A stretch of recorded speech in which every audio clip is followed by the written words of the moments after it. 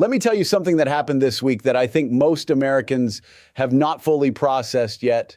And I mean that seriously, not as a headline, not as a talking point, as something that when you understand what actually happened, not the version they told you on the news, but what actually happened, you're going to feel it in your gut.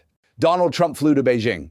The President of the United States, Air Force One, the Great Hall of the People, Xi Jinping waiting at the door. The first time a sitting American president has made that trip in 9 years. He didn't go alone. He brought Elon Musk, the most powerful private citizen in America right now, a man who has the ear of the president and runs companies that span electric vehicles, rockets, artificial intelligence, and global satellite communications. He brought Tim Cook, the CEO of Apple, a company that has more money than most countries and whose entire manufacturing ecosystem runs through Chinese factories. He brought Jensen Huang, the CEO of Nvidia, the man whose chips power the artificial intelligence revolution, the man whose technology China desperately wants and America has been fighting to keep out of Beijing's hands. He brought the most powerful business delegation an American president has ever taken to a foreign country. And when he came home, he went on Fox News and said they made fantastic deals. Fantastic. I want you to hold that word in your mind for a few minutes. Because by the time I'm done talking to you today, that word is going to mean something very different than it did when you first heard it. Let's start with the Boeing jets, because this is the clearest example of what I'm talking about. Trump told Fox News that China agreed to buy 200 Boeing jets. That's a big number. That's American manufacturing. That's American jobs. That's the kind of headline that makes people stand up and cheer, except Boeing has not confirmed the deal. China's government has not mentioned the deal in any of its official statements. And when the markets heard the number, 200 jets, do you know what happened? Boeing stock dropped more than 4% in a single day because the markets had been expecting 500 jets. Because analysts had been hearing rumors of a massive purchase, and 200 jets, unconfirmed, unannounced by China, unacknowledged by Boeing, it was not the win that the press conference made it sound like. Think about that for a second. The announcement of a deal caused the stock of the company involved to fall because the reality was so far below the expectation that even the claim of a victory looked like a disappointment. Now, I want to be careful here. I'm not telling you this to score political points. I genuinely don't care about that. I'm 70 years old. I've lived through Nixon and Reagan and Clinton and Bush and Obama and Trump the first time and Biden and Trump again. I've seen enough politics to know that every administration, every single one, spins its foreign policy wins. That's not unique to any party. That's just how it works in Washington. But here's what is unique about this situation. It's not just that America's claiming a win. It's that China isn't just staying quiet. China is telling a completely different story. The White House released a statement saying the two sides agreed to expanding market access for American businesses, increasing Chinese investment in American industries, and growing agricultural purchases. That sounds like a deal. That sounds like something real. Now read China's official statement from the foreign ministry. They said, and I want to be accurate here, that China-U.S. economic and trade ties are mutually beneficial and win-win in nature. That's it. That's the extent of their economic commentary. No Boeing, no market access, no agricultural commitments, no investment numbers, two governments, same 2 days, same room, completely different accounts of what was agreed to. This is not normal. In normal diplomacy, even when a summit is disappointing, both sides at least acknowledge the same basic facts. You might spin them differently, you might emphasize different things, but you're working from the same reality. That's not what happened here. And when two governments can't even agree on what they agreed to, somebody is misleading the public. The question is which side and why. Now I want to talk about the AI chip situation. Because if you want to understand why this summit matters beyond the headlines, beyond the Boeing number and the agricultural promises, you need to understand what was at stake with semiconductors.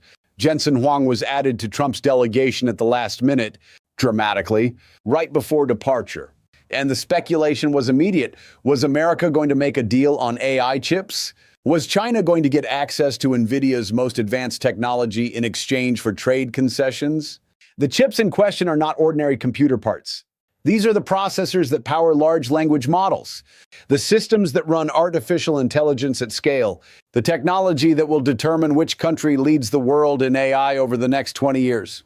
Whoever controls the most advanced AI chips controls the infrastructure of the future economy.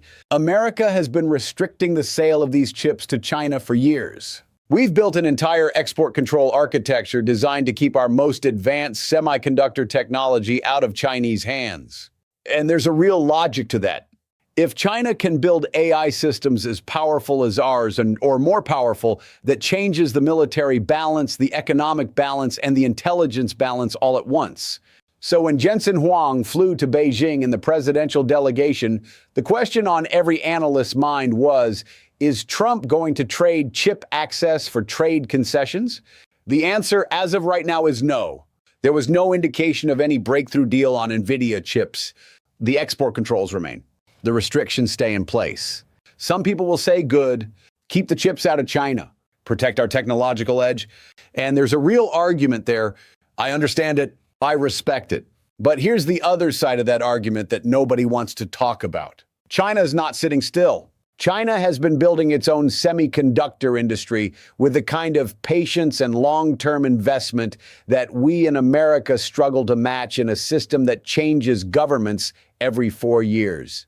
Are they behind us? Yes. Are they closing the gap? Also, yes. And here's the uncomfortable truth.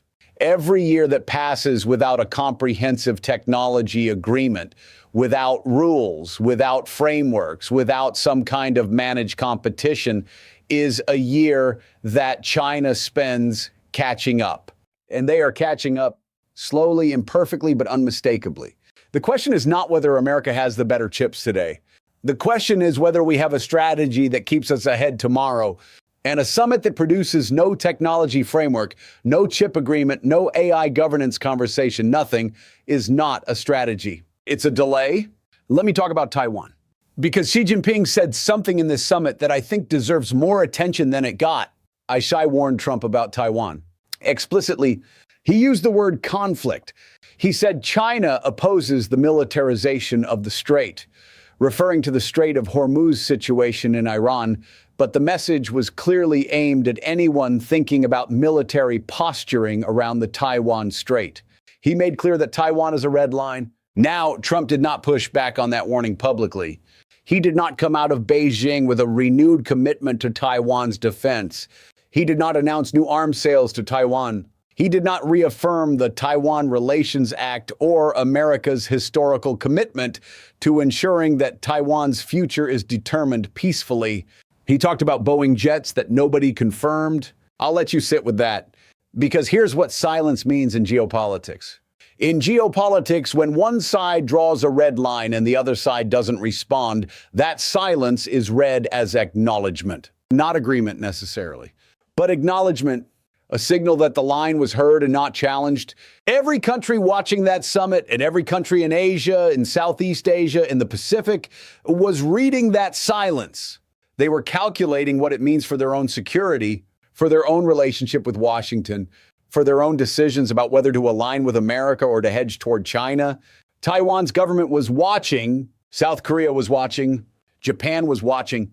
The Philippines was watching. Vietnam was watching. And what they saw was the American president leaving Beijing without a clear public reaffirmation of American commitments in the region. That matters. It matters more than any Boeing number.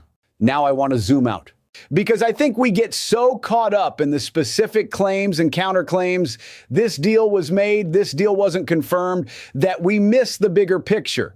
The bigger picture is this. We are living through a moment of genuine historical transition.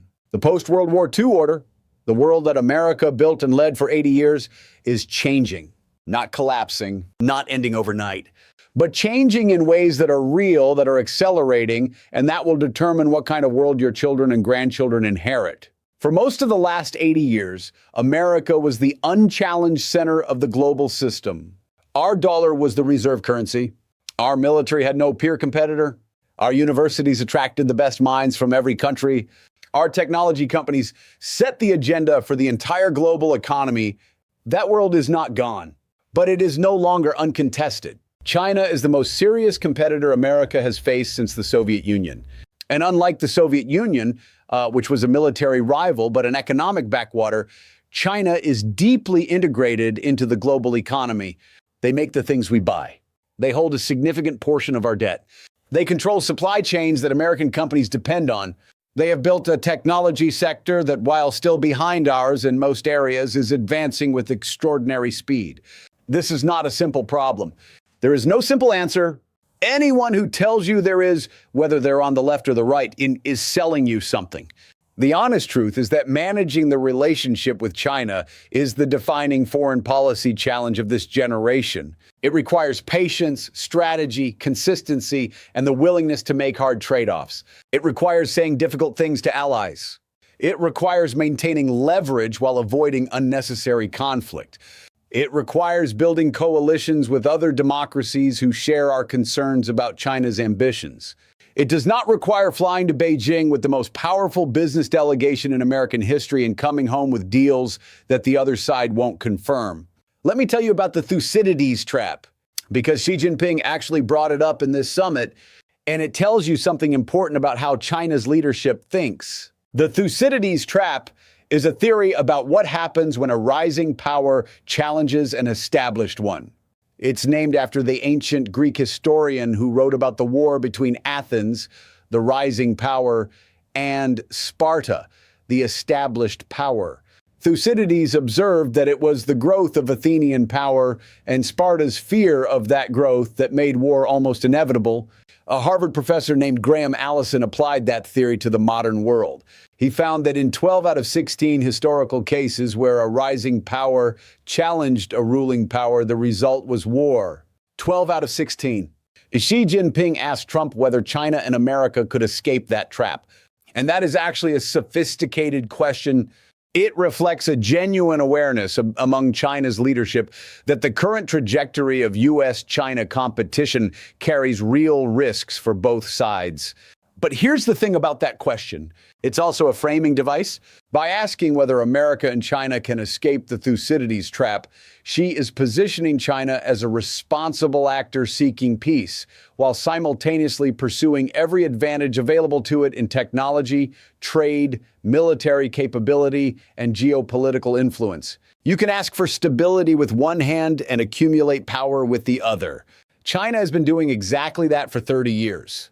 So what should America do? What is the actual strategic response to where we are right now?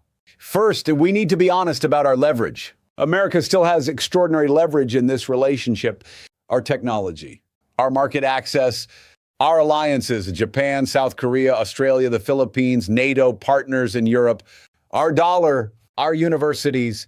These are real sources of power, and they are not going away overnight. But leverage only works if you're willing to use it. And leverage gets eroded when you fly your most powerful business executives to the other side's capital city before the deal is done, giving them the prestige of American deference before they've given you anything confirmed in writing. Second, we need allies. China's greatest strategic concern is not a bilateral confrontation with America. Their greatest concern is a coalition of democratic nations coordinating their response to Chinese economic and military expansion. The more that America can build and maintain that coalition in Europe, in Asia, in the Indo-Pacific, the stronger America's position is. That means treating allies as partners, not as subordinates. It means consulting before announcing. It means being the kind of reliable, consistent partner that countries want to align with, not because they're afraid, but because they trust you. Third, we need a technology strategy. Not just chip export controls, though those matter.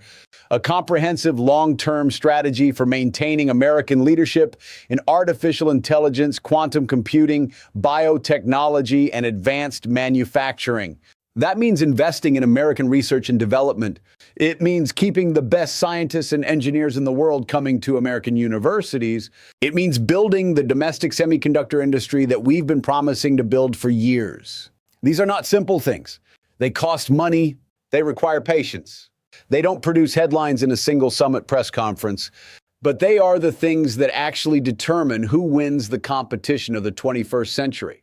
Let me come back to what happened this week, because I don't want to lose the thread. A summit happened in Beijing. The president of the United States he made claims about deals. China confirmed none of them. He stayed quiet on Taiwan. He came home without a chip agreement.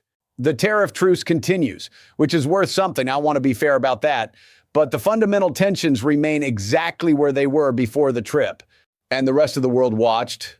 Here's my honest assessment. After 50 years of watching American foreign policy unfold, this summit was not a disaster, but it was not a win. It was something more dangerous than either of those things. It was a missed opportunity dressed up as a victory. The opportunity was real. A presidential summit with full business delegation after 9 years without one. That is a moment of genuine leverage. That is a moment where you can reshape expectations, establish red lines, lock in real commitments, and build a framework that serves American interests for years to come. Instead, we got claims that China won't confirm, silence on Taiwan, no chip deal, and a stock drop for the American company supposedly at the center of the biggest headline. And here's why that pattern worries me more than a straightforward failure. Because a failure can be acknowledged and corrected. A perceived win that isn't actually a win, that's harder to fix because it sets expectations. It creates political incentives to maintain the illusion, and it delays the honest reckoning that America needs to have with itself about how to manage this relationship. China is not an enemy to be defeated. It is a competitor to be managed, contained where necessary, and engaged where beneficial. That requires clarity, consistency, honesty about what was actually agreed to. We didn't get that this week, and I think you deserve to know it. Tell me what you think in the comments. Did Trump win in Beijing, or did Xi play the longer game? I read every comment. I want to hear from you. And if you believe that honest, no-spin geopolitical analysis is what this country needs right now, subscribe. Because I'm going to keep showing up every day and telling you the truth about the world as it actually is. Not the version Washington wants you to believe, the truth. I'll see you next time.